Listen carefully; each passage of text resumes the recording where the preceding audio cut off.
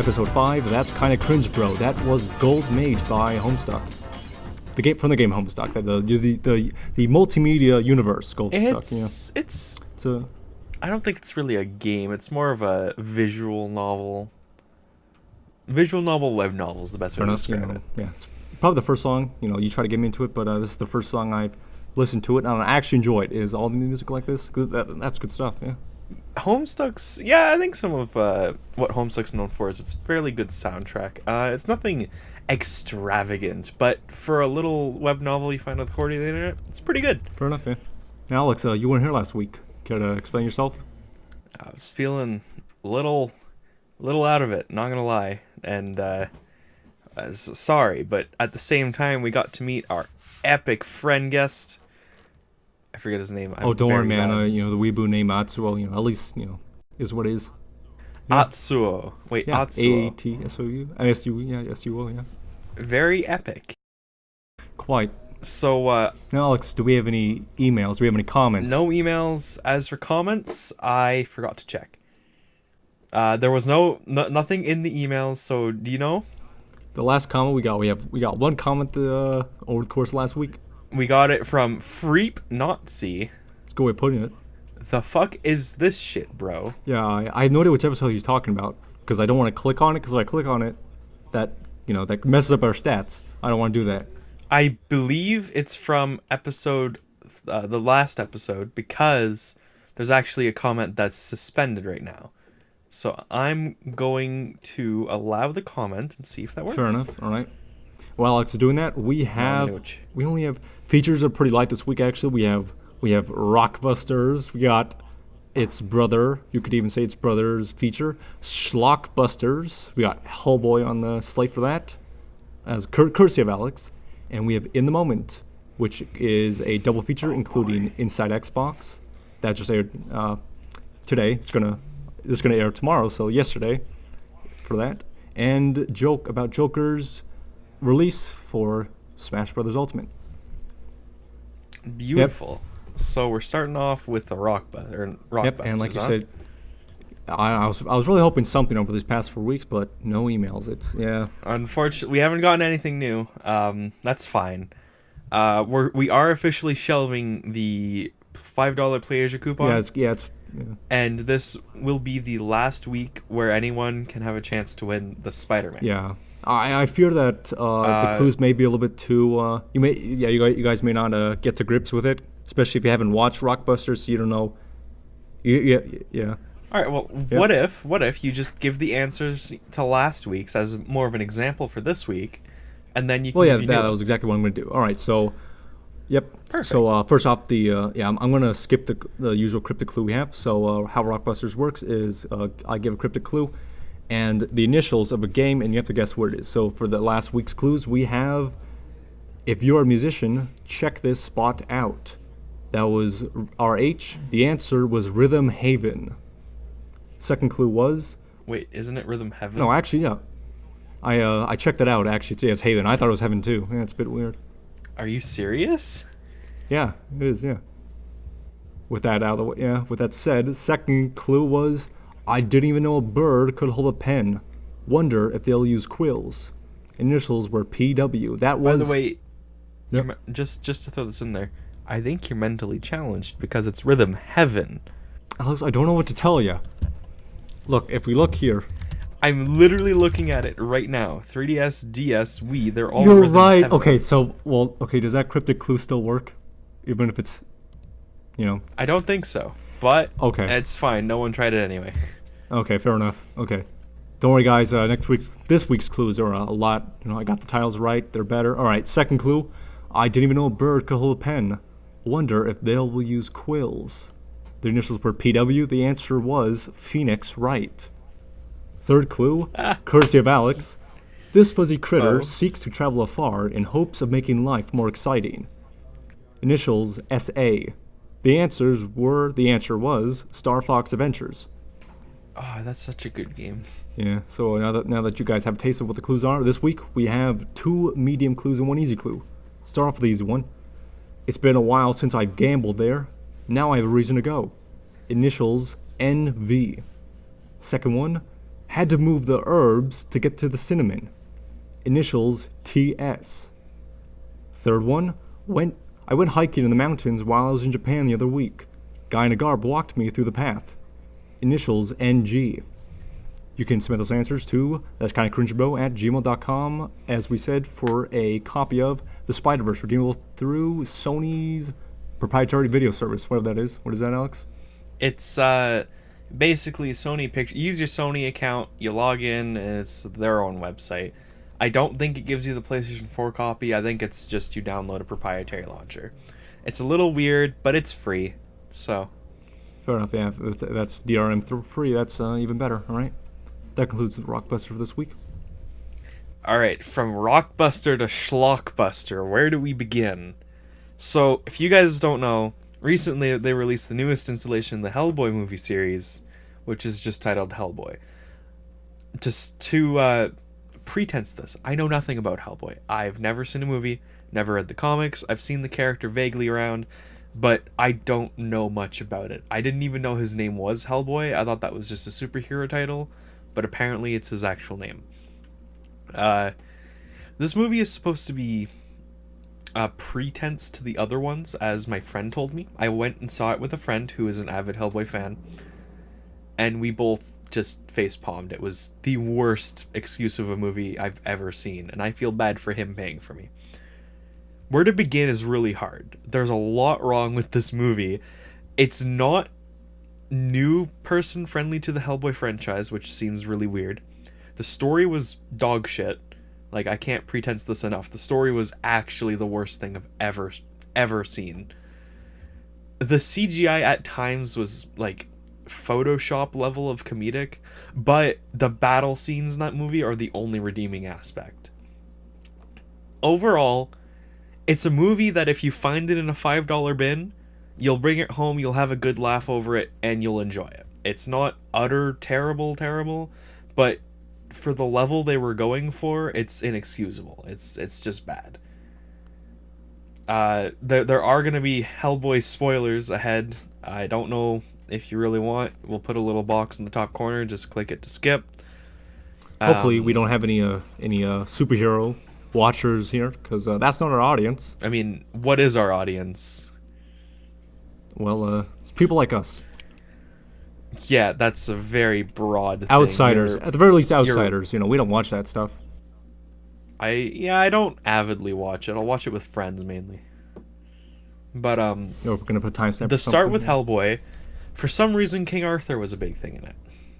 So the main villain was an immortal witch that was chopped to pieces by Excalibur in the 5th century, and then stored in little chests around England. Now that sounds okay. That's how they started the movie. But they did one of those intro scenes where it's like, England, the year, or what was it? England, 5th century. And it was supposed to be like an epic kind of intro thing, kind of like what you'd hear in The Lord of the Rings if there was like not announcer, but like an intro speaker. You know what I mean? Yeah, voiceover, yeah. Yes, a voiceover. But the dude was just so trying to be hip in a 5th century setting, going like, the witch sent the plague out on mankind. We were totally fucked.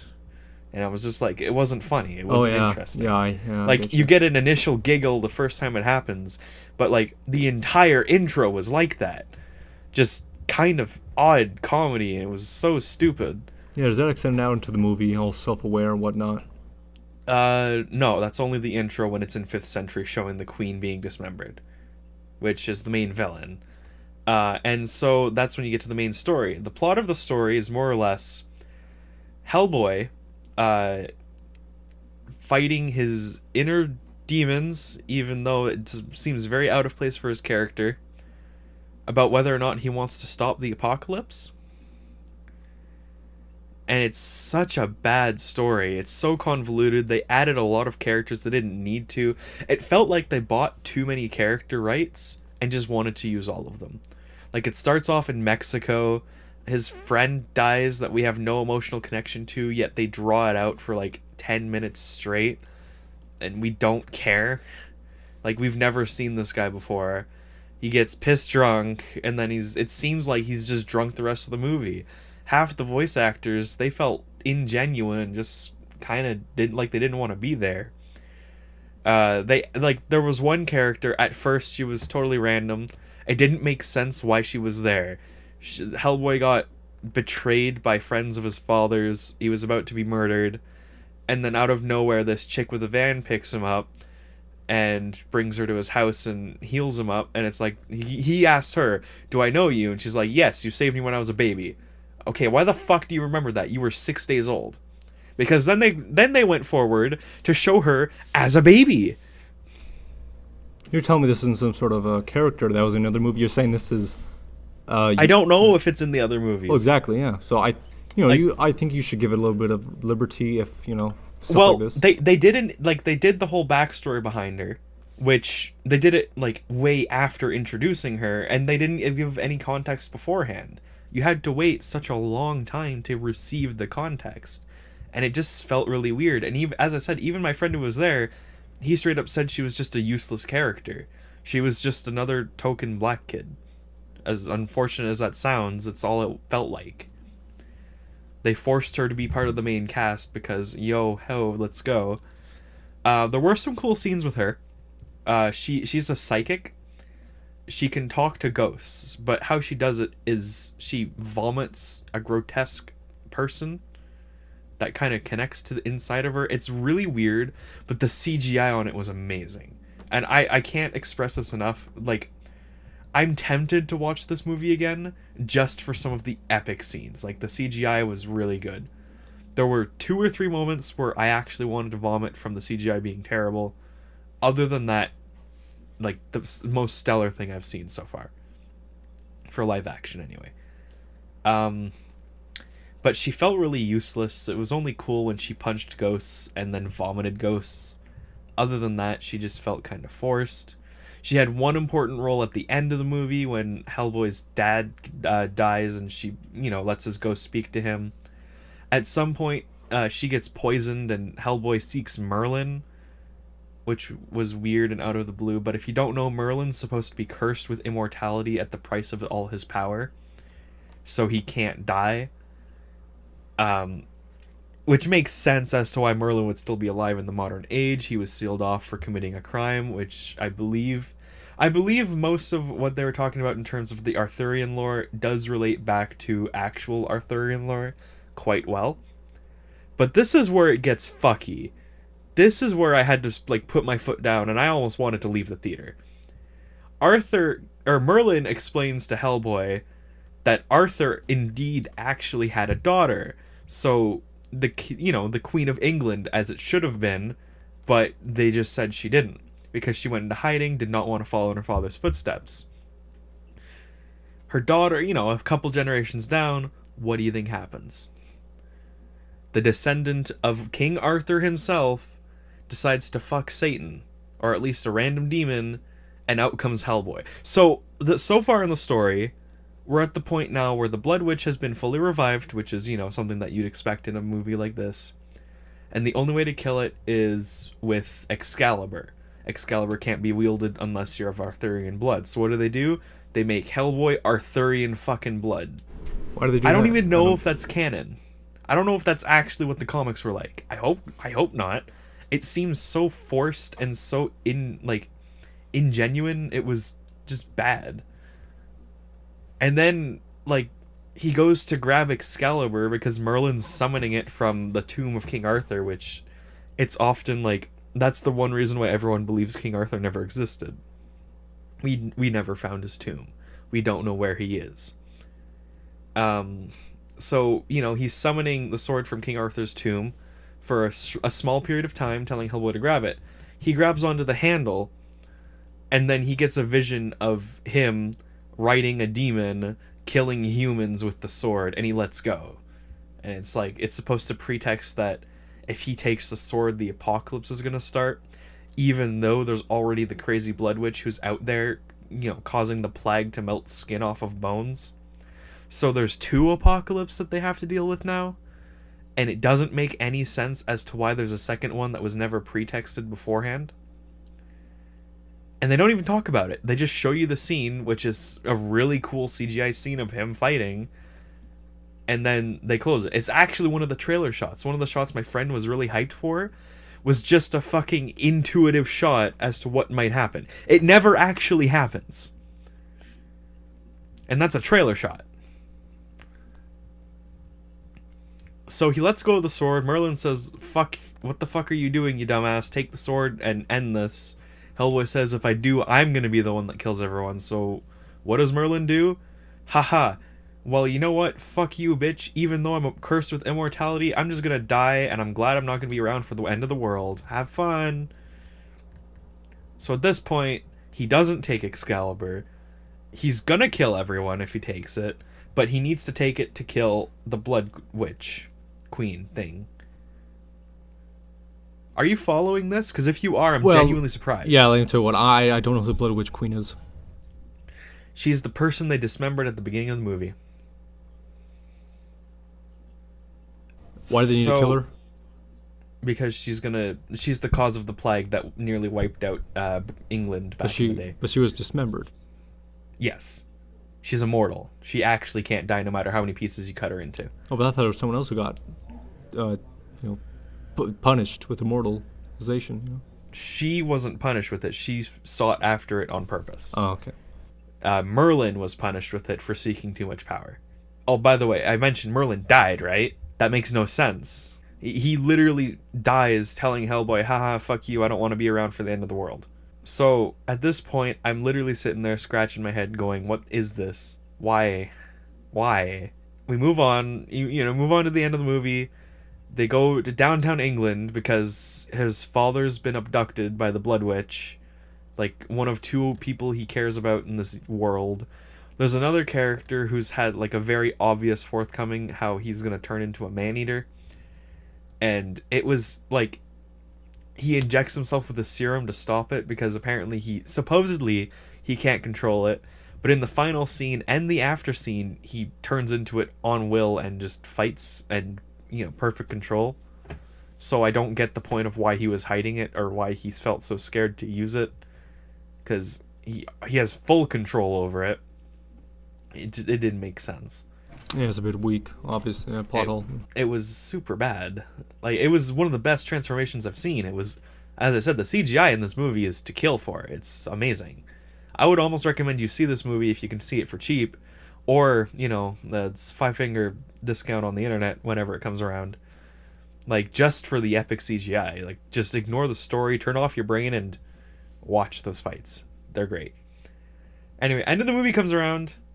It's like Hellboy sitting there going, oh my god, you just killed my father. And she's like, fuck me, Hellboy, fuck me. And Hellboy's like, you know what? You're fighting for the monsters. I am a monster. Should I fight with you instead, even though you just murdered my father in cold blood? Then guess what? Turns out the random church that he's at just so happens to be King Arthur's tomb. Oh my god. Guess what's in King Arthur's tomb? It's Excalibur.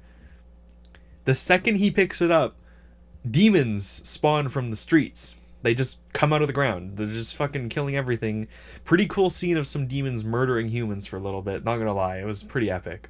I take it because they want the Excalibur, right? No, because with the power of King Arthur, he's a king. And if he's a king and a demon, he's a king of demons. Meaning that he can summon them and control them. So because he can summon them, they come to his aid, and whenever they're in the human world, they just kill automatically. So what does he do with this sword, you may ask? That's when a psychic person brings his father's soul out her mouth, because that's what she does. His father's like, Hellboy, this ain't like you, get your fucking shit together. Like, he straight up kind of swears at him, he's like, be a fucking man. This isn't you. I'm not gonna sugarcoat this. Shut the fuck up and just do the right thing for once, you useless piece of shit. So Hellboy lops off the queen's head. She's immoral, it doesn't matter. She's still talking to him.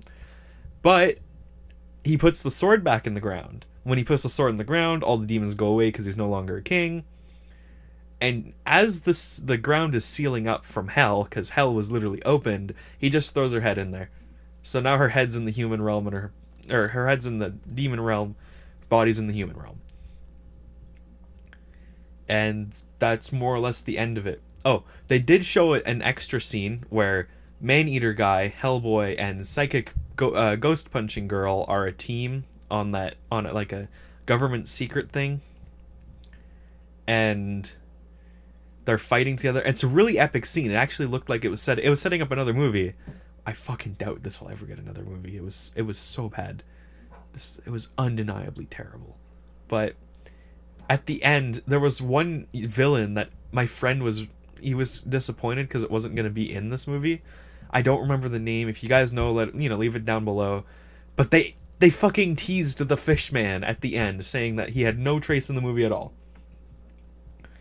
And my friend felt just more cheated by that than excited, because, he just really wanted to see Fishman. He didn't want whatever the fuck happened in that movie. And then at the very end, they show his hand, and it's like, okay, so now you're just shitting down my throat after serving me garbage. Like, come on. Needless to say, they thought they were pretty clever with that. They did. They really did. Because DC. They publicly stated that he would not be making an appearance in this movie. To top it off, on Twitter, they said outright, he will not appear in this movie. He has no connection in this movie. If he appears, it will be in a future installment. Yet they DC doesn't do any cross-universe type stuff, right? They've got the Justice League. Oh yeah. But I don't know if Hellboy is part of that.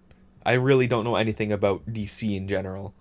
Like the most I is think probably he's Batman too stuff. B tier for that. Yeah, so it was interesting.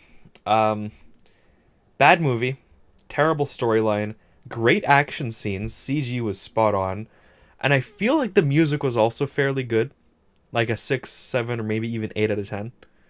But overall, I would not recommend anyone watch this movie unless you really, really like Hellboy.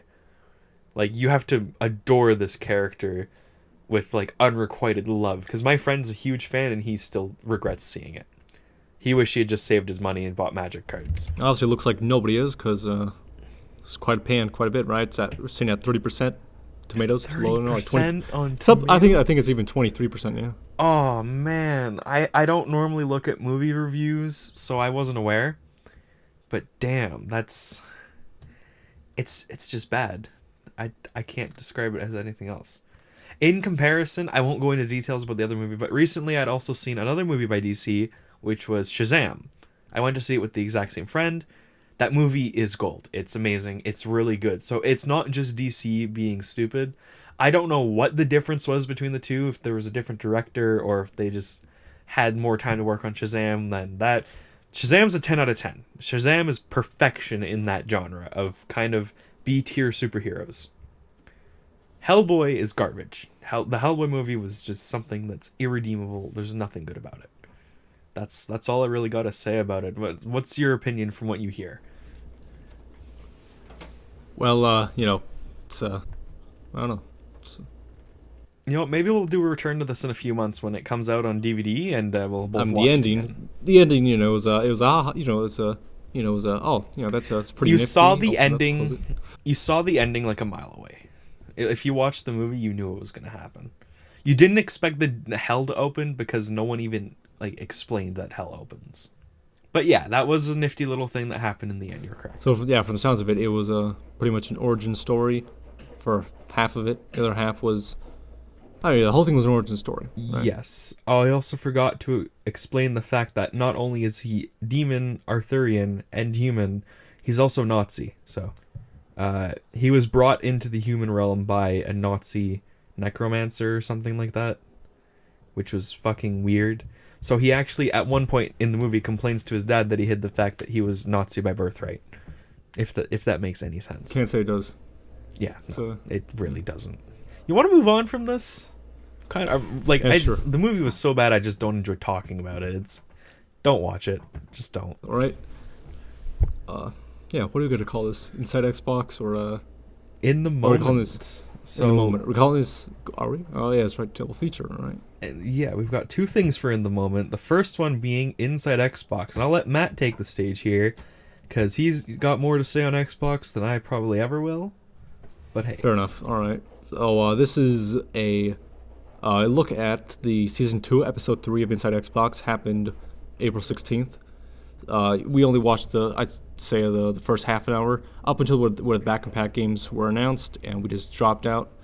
The beginning of it, if we want to go over what was it? Start off with the Mortal Kombat trailer they played again within the first 20 minutes. What was it? Some other Sea of Thieves. Yeah, Sea of Thieves. Yeah, which was cool. Sea of Thieves is getting a free expansion. The content looks interesting. If you play the game or have access to it, I'd probably recommend checking it out. I can't play it unfortunately, but it doesn't mean it's bad. Yeah, there was some other trailer that played twice during the first 30 minutes. Like it wasn't a new trailer. I can't remember what it is. It was like, was it The Rage? No. Speaking of which, yeah, thanks for bringing that up. But no, it was. I honestly can't remember. Maybe it was just the Mortal Kombat I'm thinking of. But yeah, Rage 2 a little bit, which speaking of Rage 2, I can't fathom the fact that they would pair id with Avalanche. I can't, because Avalanche, you could say their engine has a framework that's built for open world games, but it's absolutely horrendous for performance. Just Cause 4 is a nightmare on console. I don't know why they were ever. Apparently, Bethesda made an order for id Tech and Avalanche to pair together. It doesn't make any sense. I don't get it. And if this is only 30 FPS on base hardware, because they said the Xbox One X enhancements would include 60 FPS. So if it's only targeting 60 FPS on enhanced consoles, it's so far removed from the first Rage. And like you mentioned too, it's a completely different environment and whatnot. I didn't think it was Rage when I first saw it. Like, if you had shown me gameplay and then just said, what do you think this is, I probably would have gone, DLC for Destiny or something. Yeah. Rage was great because it was kind of like a post-apocalyptic thing with very crude humor. So, like a less colorful Borderlands, or a less looty Borderlands. And I liked it for that. It was kind of rough around the edges, but that fit the setting. It was perfect. This has got a bunch of futuristic crap thrown in. It's just, like, it looks like you're playing Destiny in New Vegas. Yeah, especially the vegetation. But it was just so weird.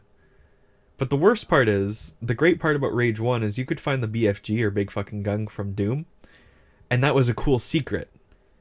But, keyword secret, they fucking showed us that you can get it in the thing. And I know most of you probably already know we're going to be able to find it. I wanted to just find it. If I ever do play the game, I want to just be like, genuinely, oh cool, I found this, haha. Yeah, you could have said it's a symptom. It's a symptom of I don't know, maybe they wouldn't even, maybe if this was another, say 20 years ago, maybe they wouldn't have shown it. Yeah, it's just it's terrible. Symptom of social media, Web 2.0. I know, I always get on this stuff, but I hate it. Other than that, I can't think of anything else right? Nothing else? So... they talked a bit about esports. I don't know what that was. It was like a Gears of War esports. Yeah, Season 2, Gears of War 4 ended. It is what it is. I didn't even know that existed. Yeah, I can't tell if it was...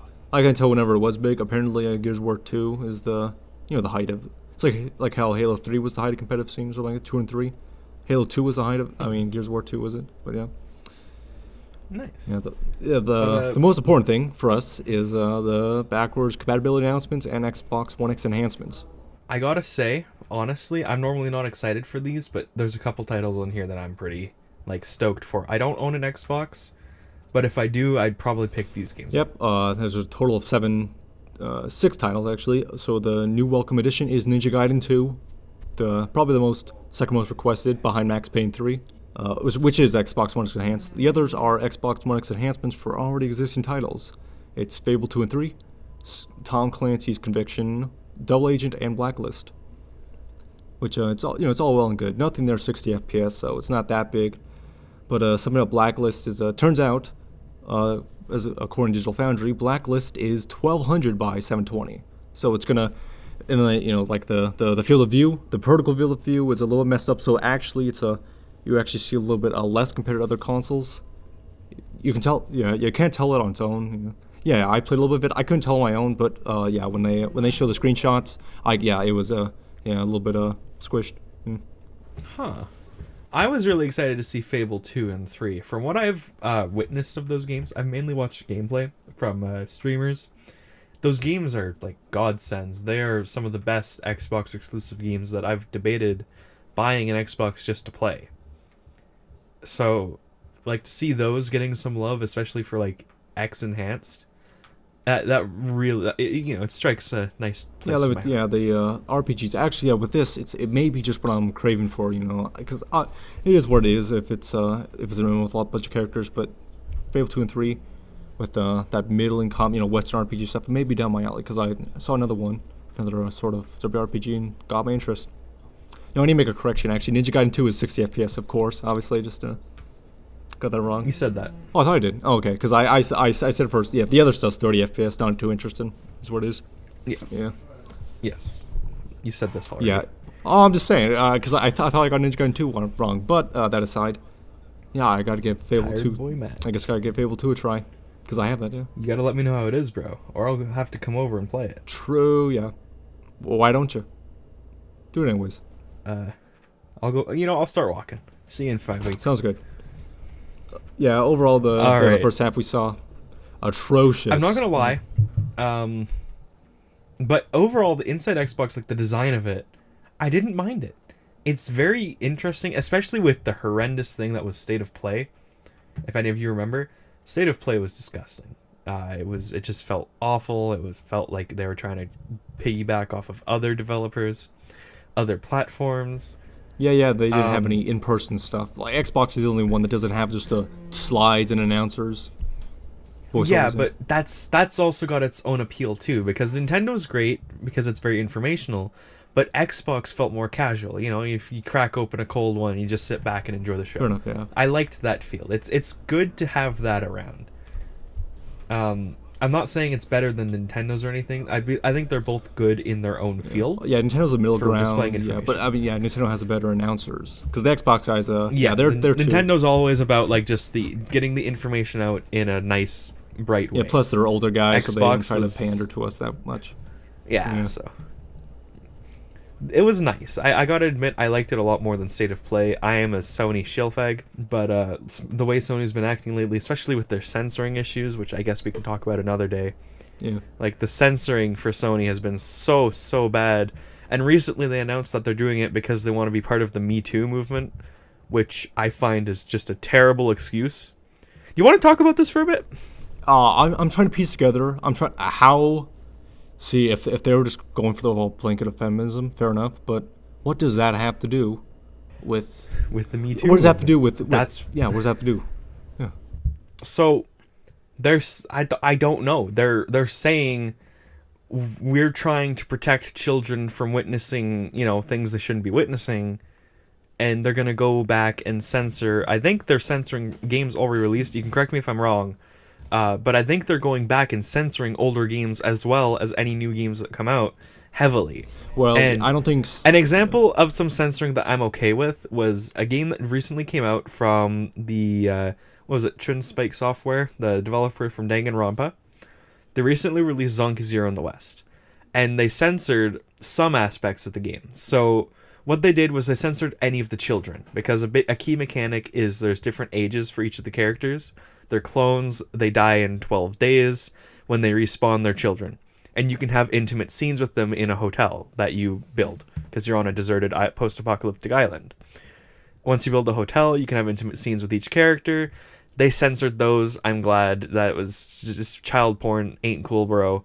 I get the concept that they're all 25-year-olds that have reverted to children, so it's not bad, but it's still pretty grody when you think about it, Well, it doesn't show anything. That's a censorship I was okay with. Fair enough. I mean, they felt so... Like, the localization team felt so good with Sony's censorship on that. The PC version censored for that, too. And I felt like that was okay, because that was something that it just would have felt weird to witness in the game. Like, these are straight up in, 5 to 8 Well, then that was just fortunate, because, that just happened to be something that was to your taste. Because, if they censored, if they censored Unity, they did censor other things. Pardon? Because if they censored Unity by any chance, other people would hate that. I would have liked that. See, that's it just happens to be a matter of circumstance. Okay, but let's be honest. No one should really be raring to go and stare at children. Okay, yeah. So just clearing up, the main character, are they one of the characters in the game, or are they? You switch between all the cast. Yeah, so yeah, basically I need. Okay, so yeah. All the main cast can be seen as children in like their panties and crap. Oh. But they censored that. They added pajamas instead. But an example of censorship that's just like really, really weird is just Devil May Cry 5. The best example I can give. There's a part in the game where you save a character named Lady from inside a demon because she was eaten by the demon or something. I don't know the pretext as to how she got in there. All I know is you find her in there.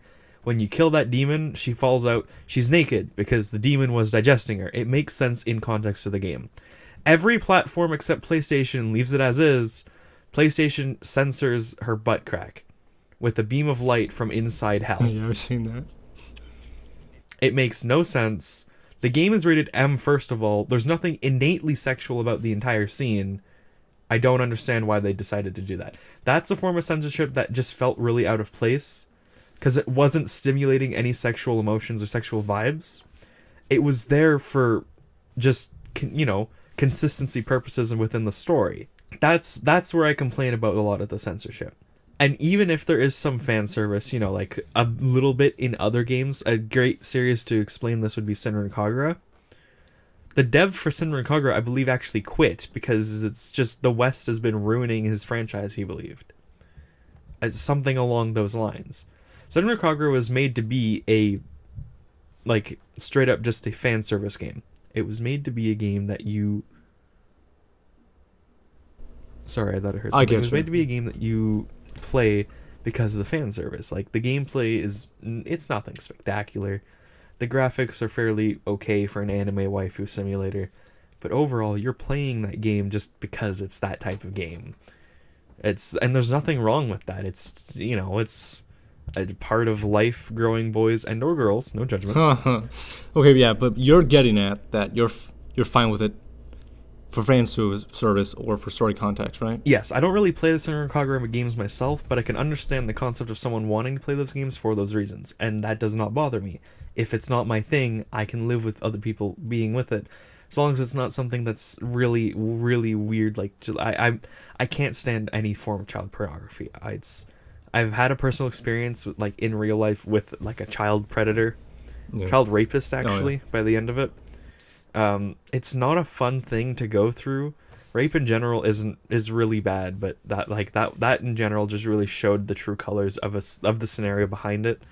And I can understand censoring it from games because it's not something anyone needs to be even opened up to. It's not something you'll come across in life.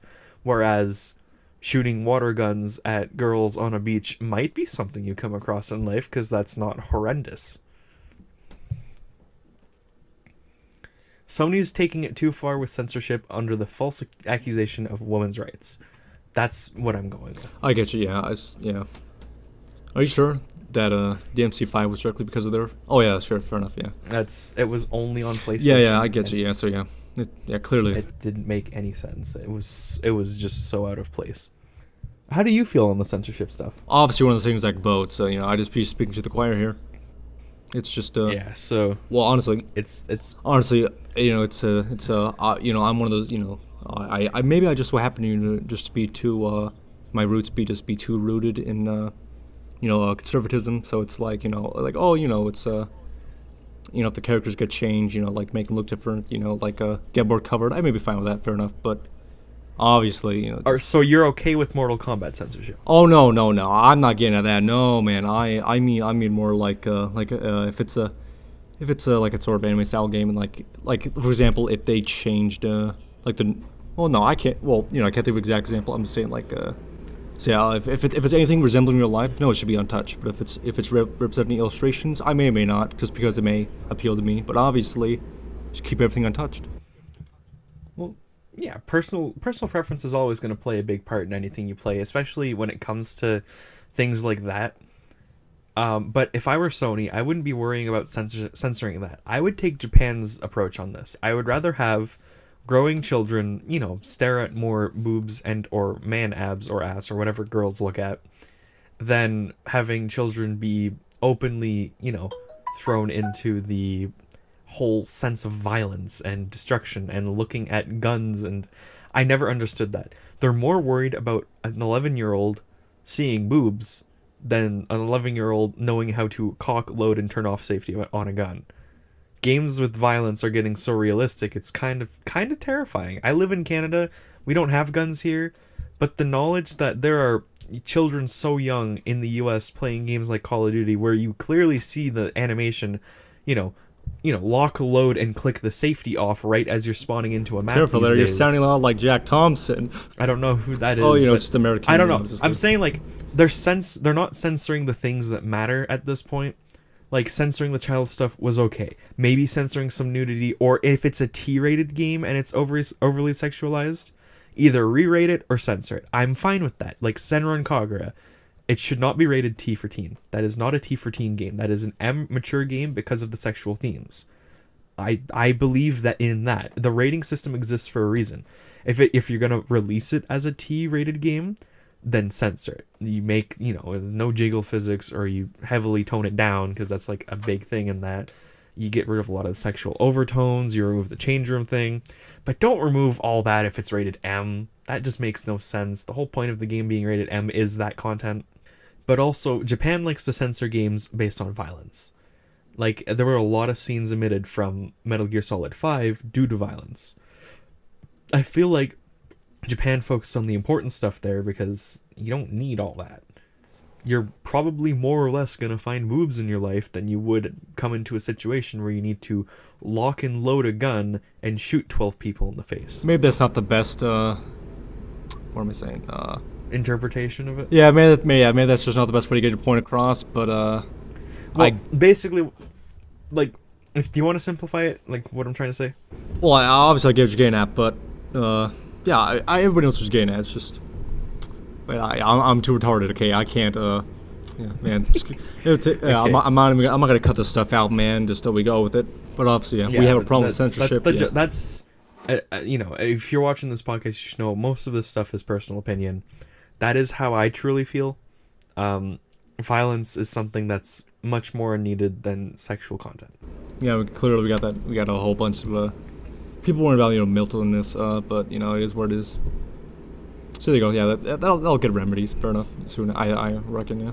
All right, and I guess we'll move on from that. That was a surprise topic. Yeah, it sure that was. came out Yeah. of nowhere. But the last thing we got for tonight would be Joker for Smash Bros, which is honestly the most hyped thing I've ever heard of ever.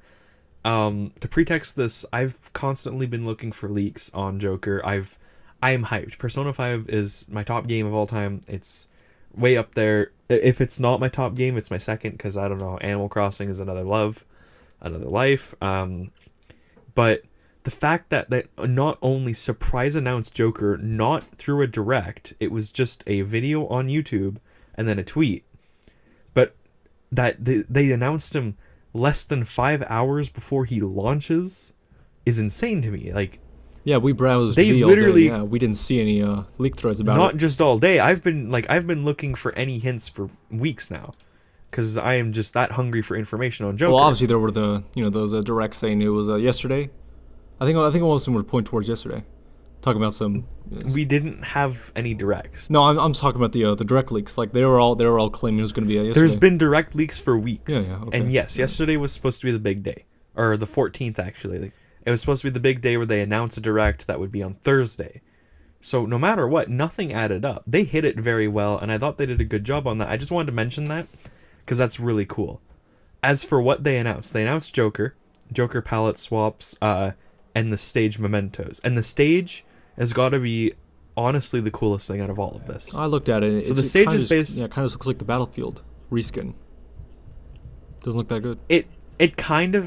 You didn't watch a lot of the fighting from it. It's really cool what they incorporate from the actual game. There's a lot of key mechanics where if you've played Persona 5, you'll know what I'm talking about. If not, you'll have to play the stage and find out.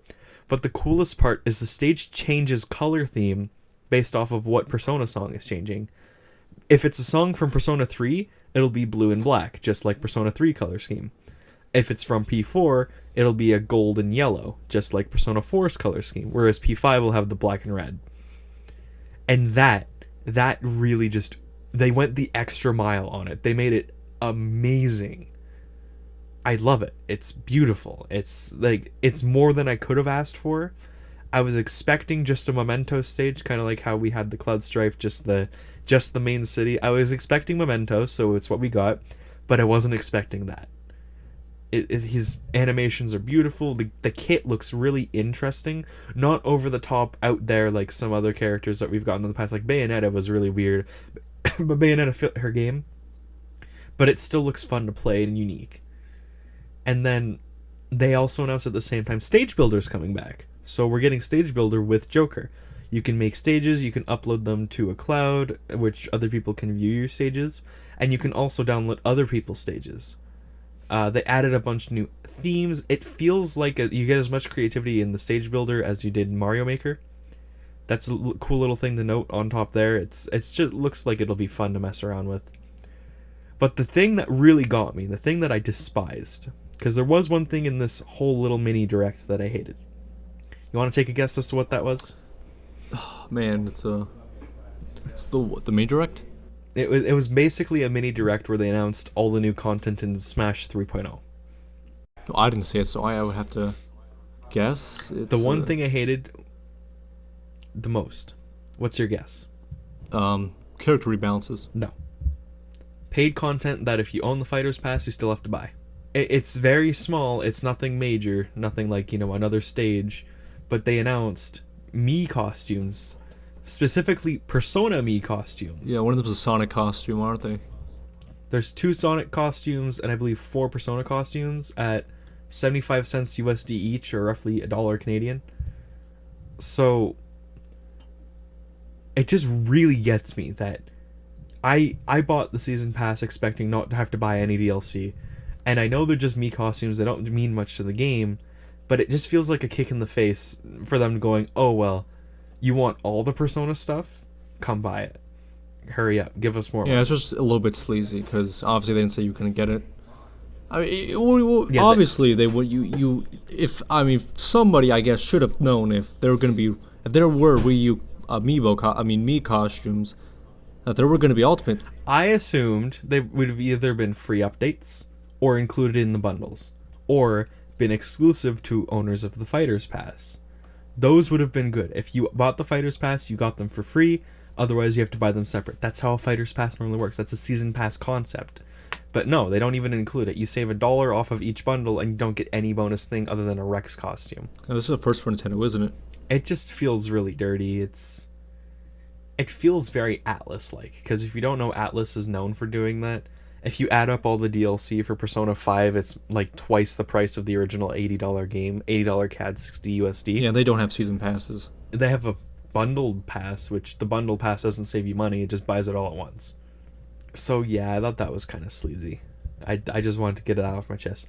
Really great what they did. It surprised a lot of people. It got me really excited. I'll be playing him, I think, from the time of this recording, 3 minutes. So that's really cool. It is, yeah. And maybe next week I'll talk about it, how I feel, maybe if they butchered him or if they did really good, because I'm an avid Persona 5 fan, avid Persona fan in general. So this is a really cool thing in general for me. But stop it, Nintendo. Don't do that. Don't just announce DLC that doesn't tie in with anything, any season pass that someone owns. Like, I have to pay, what, $5 or $6 just to get all the extra costumes? I don't want to pay $5 or $6 for all the extra costumes. I'm probably not going to. But now I'm going to feel as if I don't own the entirety of the Persona costumes, which is... I'm a really big Persona Shield fan. I love to shield Persona. I love to push people to play it. It's an experience that I feel like people don't understand until they've tried it. So I almost always buy all the DLC. I didn't buy it at all on Persona 5, but I bought my fair share, not gonna lie. I'll tell you what, as a constellation, I'll get going on Persona 5, right? We should talk about that next week. Exactly, yep. Stay tuned for that. A little sneak peek there. Yeah. I guess that pretty much concludes it. Oh, it's everything we talked about today, huh? Yep. This is a little bit disorganized in the middle. Hope that turns out well, is what it is. It's more genuine this way. Yeah, fair enough, yeah. I don't know, man. I think we got a little bit too serious this week, because a little bit too contemporary, I'd say, because... I ranted a lot. I had a lot to talk about. But yeah, thanks for listening, guys. Just a little thing. Sorry about not having the card thing uploaded. The footage was garbage, just fucking crap. Didn't feel like it would make anyone happy to see some of the worst camera handling on my part. So I didn't upload it. It wasn't anything good anyway. It's not like we pulled a super rare card or something. You could have edited it. Sometimes people watch stuff for the editing. Obviously, music choice. Yeah. Yeah, I could have tried, but it wasn't that good. It really. Well, you wasn't. need a little bit of work with some of the videos, don't you? Yeah, I gotta practice. So there you go. Yeah, just do something with that. Do a couple of what do you call them? Dual screen things. One in the corner, one in the full size of the screen. All that good stuff. Maybe. Yeah, look at that. Yeah. I'll get you to show me later. Sounds good. All right. But anyway, thanks for watching, guys. I want you guys to have a wonderful time in whatever time of day it is that you are viewing this and or listening this and or whatevering this at. And you could have a wonderful time watching Into the Spider-Verse Spider-Man by winning this week's Rockbusters. Email them at that'skindcringebro@gmail.com. Once again, the cryptic clues are: had to move the herbs to get the cinnamon. Initials TS. When hiking in the mountains while I was in Japan the other week. Guy in a garb walked me through the path. Initials NG. And it's been a while since I've gambled there. Now I have a reason to go. Initials NV. Be sure to send in those emails, and you could be walking away with Spider-Man. This is your last week. You need to do this week. You don't do it, you don't get it. That's right. Yeah, we're gonna clear up the next pot. If you're think of it this way: if you're the only person to do it, you get Spider-Man almost automatically. That's right. No one's doing it. There's no competition, guys. So yeah, The competition's so low, like you don't even know. More importantly, I just want someone to answer, man, because that's the whole reason why I'm doing the show. All right. Well, we should see you off, guys. Have a wonderful time, and maybe listen to some of these bloopers with this amazing soundtrack from Harvest Moon: A Wonderful Life. Oh yeah, it's good stuff. Have a great day. Yeah, have a good one.